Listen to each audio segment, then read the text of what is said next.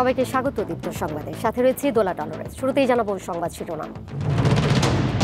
ভারত থেকে মুক্ত হয়ে দেশে ফিরলেন 90 জন নাবিক ও জেলে, খুশিতে আত্মহারা স্বজনেরা। ফরিদপুরে ট্রেনের ধাক্কায় মাইক্রোবাস পুকুরে, নিহত 5 জন। নওগাঁয় সড়কে 2 জনের মৃত্যু। ফেলানী হত্যার 14 বছর আজ, ভারতের উচ্চ আদালতে ঝুলে আছে নির্মম এই ঘটনার বিচার।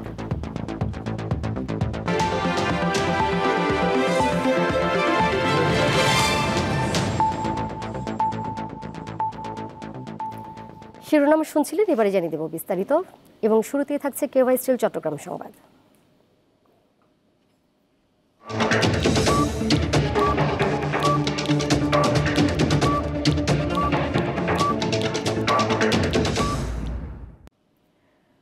বঙ্গোপসাগরে মাছ শিকারের সময় ভারতের কোস্টগার্ডের হাতে আটক হওয়া 90 বাংলাদেশি জেলে ও নৌকর্মী দেশে ফিরেছেন। সকাল 9টায় পতেঙ্গার কর্ণফুলী চ্যানেলে এসে পৌঁছান তারা। তাদের সঙ্গে বাংলাদেশের এফবি লায়লা 2 এবং এফবি মেঘনা 5 নামের 2টি ফিশিং ভেসেলও ফেরত এসেছে। পরে ওই 90 জনকে কোস্টগার্ড কর্মকর্তাদের উপস্থিতিতে ট্রলার মালিক ও স্বজনদের কাছে হস্তান্তর করা হয়। এর আগে গত 9 ডিসেম্বর সমুদ্রে মাছ ধরার সময় 2টি ট্রলার সহ 78 জন জেলে ও নৌকর্মীকে ধরে নিয়ে যায় ভারতীয় কোস্টগার্ড। মুক্ত হওয়া 90 নাবিকের মধ্যে বাকি 12 জন এফবি কৌশিক নামে একটি মাছ ধরা ট্রলারের জেলে। গত 12 সেপ্টেম্বর বৈরী আবহাওয়ায় এফবি কৌশিক ডুবে গেলে এর 12 জেলেকে উদ্ধার করে ভারতীয় কোস্টগার্ড নিয়ে যায়।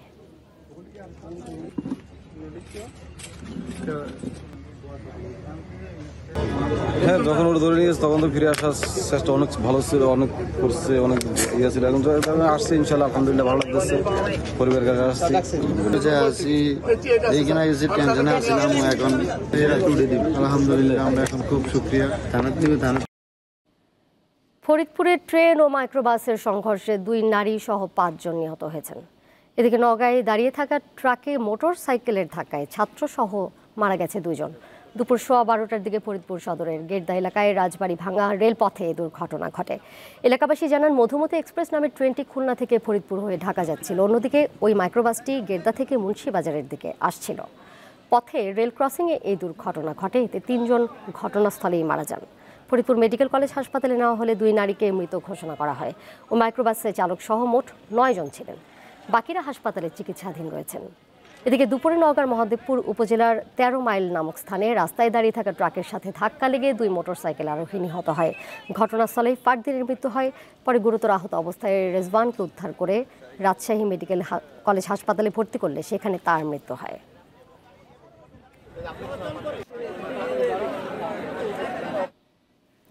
যাচ্ছি পরের প্রসঙ্গে। উন্নত চিকিৎসার জন্য রাত 10টার দিকে ঢাকা থেকে লন্ডনের উদ্দেশ্যে রওনা দেবেন বিএনপি চেয়ারপারসন বেগম খালেদা জিয়া।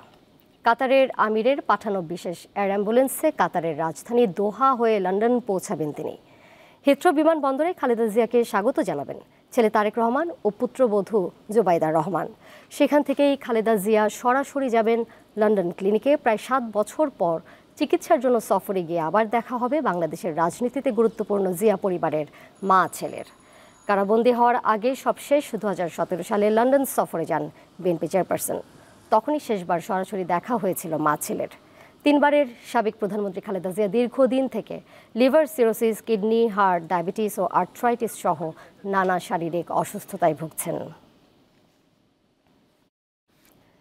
রাজধানীর গুলশানের বাসভবন ফিরোজায় অবস্থান করছেন বিএনপির চেয়ারপারসন। সেখানে এই মুহূর্তে রয়েছেন সহকর্মী আনোয়ার হোসেন। কথা বলবো তার সাথে। আনোয়ার, আপনি তো দীর্ঘ সময় ধরে ওখানে রয়েছেন, একটু জানাবেন যে বিএনপি চেয়ারপারসন খালেদা জিয়ার সাথে সিনিয়র নেতাকর্মীরা এখন পর্যন্ত কি কেউ দেখা করতে এসেছেন কিনা, এবং বাসার সামনের পরিস্থিতি কি, নিরাপত্তা কেমন দেখছেন সেখানে?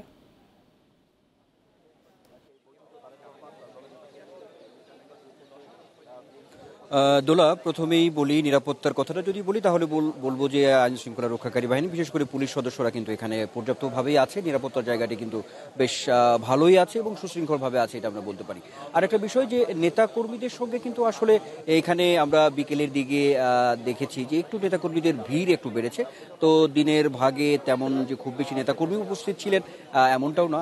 একটা বিষয় আপনাকে একটু জানিয়ে রাখি, সেটি হচ্ছে যে দলের পক্ষ থেকেও কিন্তু আসলে একটি বিজ্ঞপ্তিতেই বলা হয়েছে যে নেতাকর্মীরা যাতে কোনো কোনোভাবেই বিশেষ করে এই বিএনপি চেয়ারপারসনের যে বাসভবন এখানে যাতে কোনো ভিড় না করে, এমনকি তিনি যে এয়ারপোর্ট যাবেন এই যে রাস্তা দিয়ে যাবেন রাস্তায়ও যাতে এমন কোনো পরিস্থিতি তৈরি না করেন যাতে কোনো ধরনের যানবাহন চলাচল বিঘ্ন থেকে শুরু করে জনজীবনে যাতে কোনো ধরনের বাধা বিঘ্নের মধ্যে না পড়ে, এমন নির্দেশনাও কিন্তু আসলে দলের পক্ষ থেকে দেওয়া হয়েছে। একটি তথ্য আপনাকে একটু দিতে চাই যে বিশেষ করে বিএনপি চেয়ারপারসনের ব্যক্তিগত চিকিৎসক এবং বিএনপির স্থায়ী কমিটির সদস্য ডাক্তার এজেডএম জাহিদ হোসেন তিনি কিছুক্ষণ আগে এখানে এসেছিলেন, তিনি ভেতরে প্রবেশ করেছেন। তো সাংবাদিকদের সঙ্গে খুব ছোট করে তিনি একটু কথা বলেছেন। আসলে আনুষ্ঠানিক গতকালই তিনি আসলে ব্রিফিংয়ে জানিয়েছেন সবকিছু। তো তিনি বলেছেন যে আসলে মেডিকেল টিমের যে ডাক্তাররা আছেন, সদস্যরা আছেন, তারা সহই এবং বেগম জিয়ার যে একান্ত সহকারী থেকে শুরু করে নির্বাহী কমিটির মেম্বার, উপদেষ্টা পরিষদের সদস্য, তারও কিন্তু 4-5 সদস্য আছে, তারা যাবেন। ঠিক তেমনিভাবে এই যে কাতার আমিরের পাঠানো যে বিশেষ এয়ার অ্যাম্বুলেন্স সেখানেও কিন্তু চিকিৎসক আছেন, সেখানে প্যারামেডিক্স আছেন, সেখানেও প্রায় 5-6 জন আছেন। তো সব মিলিয়ে তারা একটা প্রস্তুতির জায়গা সম্পূর্ণ করেছেন। এখন আমরা এখানে অবস্থান করছি, যদি বলি এখন 5টা বেজে গিয়েছে, তার মানে রাত 8টার মধ্যে তিনি কিন্তু এই বাসভবন ফিরোজা এখান থেকে বের হবেন। আর নিশ্চয়ই আপনি জানেন যে আজ রাত 10টায় কিন্তু তার আসলে ফ্লাইট। সব মিলিয়ে খুব একেবারে টাইম টেবিল যেটি বলি সেটি কিন্তু একেবারে সুনির্দিষ্টভাবে আছে এবং এই জিনিসগুলো কিন্তু একদম সঠিক সময়ে হবে এমনটা কিন্তু মোটামুটি গতকালও সংবাদ সম্মেলনের মাধ্যমে জানানো হয়েছে। আর হচ্ছে এখানে ঠিক তেমনিভাবে যে নেতাকর্মীদের উপচে পড়া ভিড় তেমনটা না, তবে যথেষ্ট পরিমাণে এখানে নেতাকর্মী আছেন এমনটাও কিন্তু আমরা দেখতে পেয়েছি। তবে পরবর্তী সংবাদে হয়তো আপনাকে আমরা দোলা দর্শকদের আপনার মাধ্যমে জানাতে পারবো, বা বেগম জিয়া যখন বের হবেন, আপনি খবরেই বলছিলেন প্রায় 7-7.5 বছর পরে কিন্তু তিনি আসলে চিকিৎসার জন্য লন্ডনে যাচ্ছেন। তো অনেকগুলো সমস্যা তার, বিশেষ করে লিভার সিরোসিসের যে সমস্যাটি রয়েছে সেটিই কিন্তু আসলে খুব বড় আকারে চিন্তা করছেন। চিকিৎসকদের পক্ষ থেকেও বলা হয়েছে যে সেখানে তারা লন্ডনে মূলত চিকিৎসা, সেখান থেকে সিদ্ধান্ত হবে পরবর্তীতে যুক্তরাষ্ট্রের জন হপকিন্স বিশ্ববিদ্যালয় হাসপাতালে তাকে নেওয়া হবে কিনা, এই সিদ্ধান্তগুলো পরের। তো সব মিলিয়ে বলতে চাই অল্প কিছুক্ষণ পরেই তিনি এই বাসভবন ফিরোজা থেকে বের হবেন, তখন হয়তো আপনার মাধ্যমে দর্শকদেরকে আমরা সরাসরি দেখাতে পারবো। দোলা। গুলশানে বিএনপি চেয়ারপারসনের বাসভবনের সামনে থেকে যুক্ত ছিলেন সহকর্মী আনোয়ার হোসেন। বৈষম্য বিরোধী ছাত্র আন্দোলনে আহতদের কর্মসংস্থানের ব্যবস্থা করছে সরকার। এরই অংশ হিসেবে পুলিশের বিভিন্ন ইউনিটে প্রথম পর্যায়ে 100 জনকে চাকরি দেওয়া হবে, জানিয়েছেন স্বরাষ্ট্র উপদেষ্টা মোহাম্মদ জাহাঙ্গীর আলম চৌধুরী। পাচার হওয়া টাকা ফেরাতে সিআইডিকে দ্রুত প্রতিবেদন দেওয়ার নির্দেশ দিয়েছেন তিনি। গত বছরের জুলাইতে সরকারি চাকরিতে কোটা সংস্কারের দাবিতে রাজপথে নামেন শিক্ষার্থীরা। এক পর্যায়ে এই আন্দোলন গণ অভ্যুত্থানে রূপ নেয়। সে সময় পুলিশের বিরুদ্ধে অতিরিক্ত বল প্রয়োগের অভিযোগ ওঠে, ঘটে অনেক হতাহতের ঘটনা। মঙ্গলবার পুলিশের বিশেষ শাখা এসবির প্রধান কার্যালয় পরিদর্শনে আসেন স্বরাষ্ট্র উপদেষ্টা। ঘণ্টাখানেক বৈঠক করেন কর্মকর্তাদের সাথে। এরপর পরিদর্শন করেন সিআইডির প্রধান কার্যালয়। পরে তিনি সাংবাদিকদের জানান, 24-এর গণ অভ্যুত্থানে আহতদের কর্মসংস্থানের উদ্যোগ নিয়েছে স্বরাষ্ট্র মন্ত্রণালয়। ছাত্র আন্দোলনে আমাদের অনেক নিহত হয়েছে এবং অনেক আহত হয়েছে। আমাদের যারা আহত হয়েছে তাদের একটা কর্মসংস্থানের কীভাবে ব্যবস্থা করা যায়, আমরা আমাদের এই ডিপার্টমেন্ট, পুলিশ ডিপার্টমেন্ট থেকে আমরা অলরেডি একটা প্রপোজাল পাঠিয়েছি। আমরা আপাতত আমরা 100 দিয়ে শুরু করতেছি, পরে হয়তো এই সংখ্যাটা আস্তে আস্তে বাড়াবো। প্রায় 1000 ছাত্রদের আমরা এই ট্রাফিক নিয়োগের জন্য আমরা একটা প্রপোজাল পাঠিয়েছি। আমরা এই পর্যন্ত 400 জনের মতো নিয়েছি। উপদেষ্টা বলেন, আওয়ামী লীগ সরকারের আমলে বড় সমস্যা ছিল মানি লন্ডারিং। বিষয়টি তদন্ত করা হচ্ছে। মানি লন্ডারিং, এই যে বাংলাদেশ ব্যাংক থেকে যেটা হয়েছে ওইটার রিপোর্ট উনি আমার কত আগে দিতে পারে। মানি লন্ডারিং তো আমাকে সবচেয়ে বেশি হয়েছে, এটা নিয়ে আমি বলছি তারা যত তাড়াতাড়ি রিপোর্টটা দিতে পারে। এখন হলে যদি তারা ইনভেস্টিগেশনই করে, সময় ক্ষেপণ করে কোনো লাভ নাই। আমি একটা রিপোর্ট চাই যে কারা কারা এটার সাথে জড়িত। র্যাব বিলুপ্তির বিষয়ে এক প্রশ্নের জবাবে স্বরাষ্ট্র উপদেষ্টা জানান, সংস্কার কমিশনের রিপোর্ট এখনো তার হাতে আসেনি। ওই সময় অনেকে পালিয়ে গেছে। দিলশাদানি, দীপ্ত সংবাদ, ঢাকা। বিকেএমইএর সাবেক সহ সভাপতি ও আলোচিত ব্যবসায়ী সাব্বির আলম খন্দকার হত্যা মামলায় নারায়ণগঞ্জ জেলা ছাত্রদলের সাবেক সভাপতি জাকির খান সহ মামলার সকল আসামিকে খালাস দিয়েছে আদালত। দুপুরে নারায়ণগঞ্জের অতিরিক্ত জেলা ও দায়রা জজ মমিনুল ইসলামের আদালত এর রায় ঘোষণা করেন। এর আগে সকালে কঠোর নিরাপত্তায় বিএনপির এই নেতাকে আদালতে নেওয়া হয়। রায়ে জাকির খান মুক্তি পাওয়ায় তার কর্মী সমর্থক সহ বিএনপি নেতাকর্মীরা আদালত প্রাঙ্গণে উল্লাস করেন। তবে মামলার বাদী তৈমুর আলম খন্দকার এদিন আদালতে আসেননি। গার্মেন্টস সেক্টরে সন্ত্রাস চাঁদাবাজির বিরুদ্ধে প্রতিবাদ করায় 2003 সালের 18 ফেব্রুয়ারি শহরের মাসদাইর এলাকায় দুর্বৃত্তদের গুলিতে নিহত হন ব্যবসায়ী নেতা সাব্বির আলম খন্দকার। হত্যাকাণ্ডের পর নিহতের বড় ভাই তৃণমূল বিএনপির মহাসচিব অ্যাডভোকেট তৈমুর আলম খন্দকার বাদী হয়ে হত্যা মামলা করে।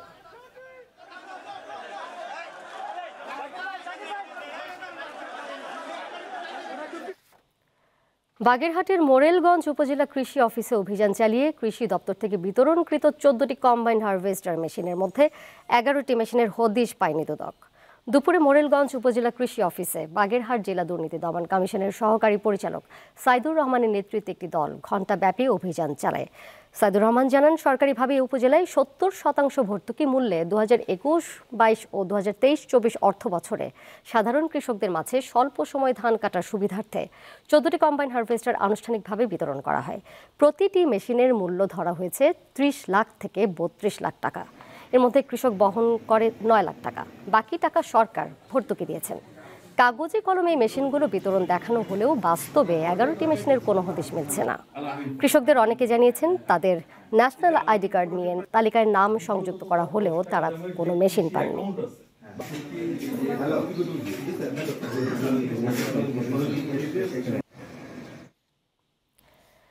রাজধানীতে শীতের দাপট অনেকটা কমে আসলেও কনকনে ঠান্ডায় কাঁপছে উত্তরাঞ্চলবাসী।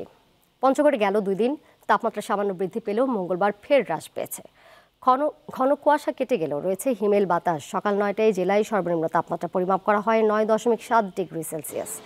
একই সময় কুড়িগ্রামে সর্বনিম্ন তাপমাত্রা 13.3 ডিগ্রি সেলসিয়াস রেকর্ড করা হয়। শীতে সবচেয়ে বিপাকে পড়েছেন শ্রমজীবী ও নিম্ন আয়ের মানুষ। হাসপাতালগুলোই বেড়েছে ঠান্ডাজনিত রোগীর সংখ্যা।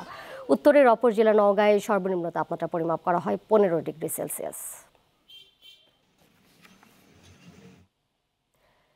প্রায় 2 মাস পর চালু হলো পটুয়াখালীর পায়রা 1320 মেগাওয়াট তাপ বিদ্যুৎ কেন্দ্রের দ্বিতীয় ইউনিটের উৎপাদন। রক্ষণাবেক্ষণ কাজ শেষে সোমবার রাত 9:30টার দিকে এই ইউনিটের বিদ্যুৎ উৎপাদন শুরু করে কর্তৃপক্ষ। বিষয়টি নিশ্চিত করেছেন বিদ্যুৎ কেন্দ্রের সহকারী ব্যবস্থাপক। এর আগে গত বছরের 9 নভেম্বর রক্ষণাবেক্ষণের জন্য দ্বিতীয় ইউনিটের বিদ্যুৎ উৎপাদন কার্যক্রম বন্ধ করে দেওয়া হয়। বর্তমানে এই বিদ্যুৎ কেন্দ্রের 2টি ইউনিট থেকে 1320 মেগাওয়াট বিদ্যুৎ জাতীয় গ্রিডে সরবরাহ করছে কর্তৃপক্ষ। 50 বছরে পদার্পণ করল মেঘনা গ্রুপ অফ ইন্ডাস্ট্রিজ। এ উপলক্ষে রোববার রাজধানীর গুলশানের প্রতিষ্ঠানটির প্রধান কার্যালয়ে অনুষ্ঠানের আয়োজন করা হয়। এতে মেঘনা গ্রুপের চেয়ারম্যান ও ম্যানেজিং ডিরেক্টর মোস্তফা কামাল বলেন, এই প্রতিষ্ঠানের প্রতিটি পদক্ষেপে লক্ষ্য থাকে দেশের অর্থনীতিতে অবদান রাখা এবং কর্মসংস্থান সৃষ্টি করা। একই সঙ্গে আস্থা ও গুণগত মানের প্রতীক হিসেবে মানুষের জীবনযাত্রার মান উন্নত করার চেষ্টায় পাশে থাকা। প্রধান কার্যালয়ের অনুষ্ঠানটি ভিডিও কনফারেন্সের মাধ্যমে প্রতিষ্ঠানের বিভিন্ন কারখানা ও অফিসগুলোতে দেখানো হয়। অনুষ্ঠানে অন্যান্যদের মধ্যে উপস্থিত ছিলেন গ্রুপের vice chairman, board of directors ও ঊর্ধ্বতন কর্মকর্তারা। আনুষ্ঠানিকভাবে যাত্রা শুরু করলো বাংলাদেশ স্পোর্টস কার্নিভাল 2025। সোমবার রাজধানীর একটি হোটেলে এই যাত্রার ঘোষণা দেওয়া হয়। ওয়ার্ল্ড এআই অ্যান্ড রোবোটিক্স ফাউন্ডেশনের অধীনে পরিচালিত তরুণ প্রজন্ম শিক্ষার্থীদের জন্য নিবেদিত দেশের প্রথম প্রোগ্রামিং ও robotics community Bangladesh students programming and robotics club এর আয়োজন করে। এই কার্নিভালে গেমিং, উদ্ভাবন ও প্রযুক্তিভিত্তিক অনুপ্রেরণার মিশেলে নতুন দিগন্ত উন্মোচন হবে বলে আশা সংশ্লিষ্টদের। একই সঙ্গে গেমিং মডেল ডিজাইন প্রতিযোগিতা, বিষয়ভিত্তিক মডেল সহ নতুন আইডিয়া প্রদর্শন, বট ও ভার্চুয়াল গেম প্রতিযোগিতা সহ বিভিন্ন আকর্ষণীয় ইভেন্ট থাকছে এই কার্নিভালে।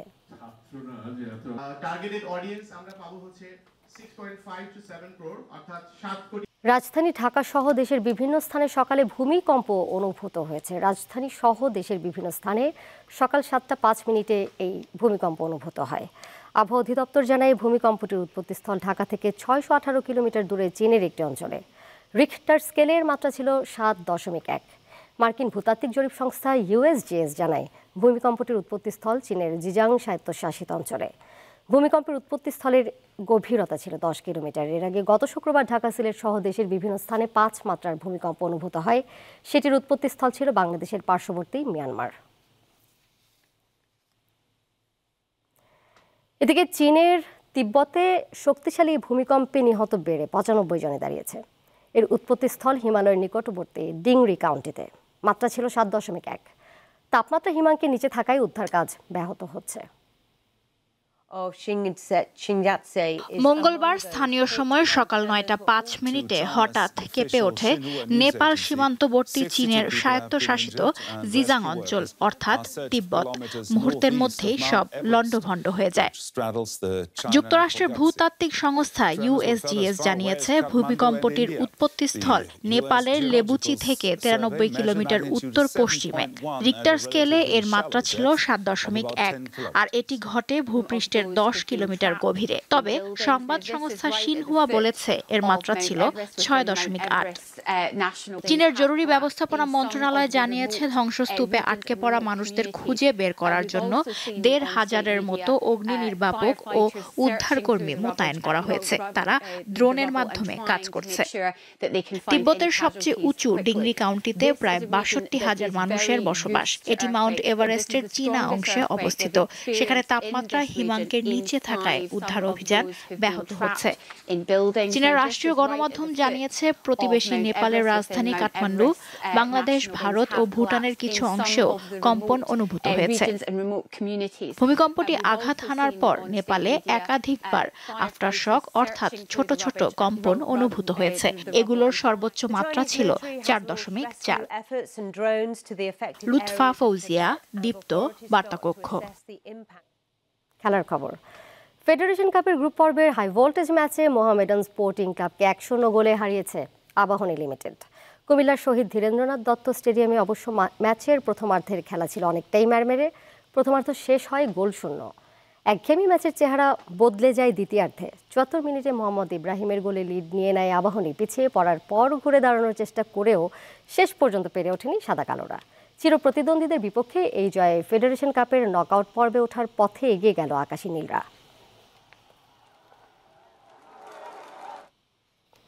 বাংলাদেশে প্রথমবারের মতো গ্রামীণ ফোন নিয়ে এসেছে wireless broadband connection GPFi unlimited. তাই এখন কোনো তারের ঝামেলা ছাড়াই আপনি নিতে পারবেন ওয়াইফাই কানেকশন, যেখানে পাবেন 40 Mbps পর্যন্ত স্পিড এবং কানেক্ট করতে পারবেন 32টি পর্যন্ত ডিভাইস। বিস্তারিত জানতে পারবেন গ্রামীণ ফোনের ওয়েবসাইটে। শেষ করব দীপ্ত সংবাদ। যাবার আগে সংবাদ শিরোনাম জানিয়ে দেব আরও একবার। ভারত থেকে মুক্ত হয়ে দেশে ফিরলেন 90 জন নাবিক ও জেলে। খুশিতে আত্মহারা স্বজনেরা। ফরিদপুরে ট্রেনের ধাক্কায় মাইক্রোবাস পুকুরে, নিহত 5 জন। নওগাঁয় সড়কে 2 জনের মৃত্যু। ফেলানী হত্যার 14 বছর আজ। ভারতের উচ্চ আদালতে ঝুলে আছে নির্মম এই ঘটনার বিচার।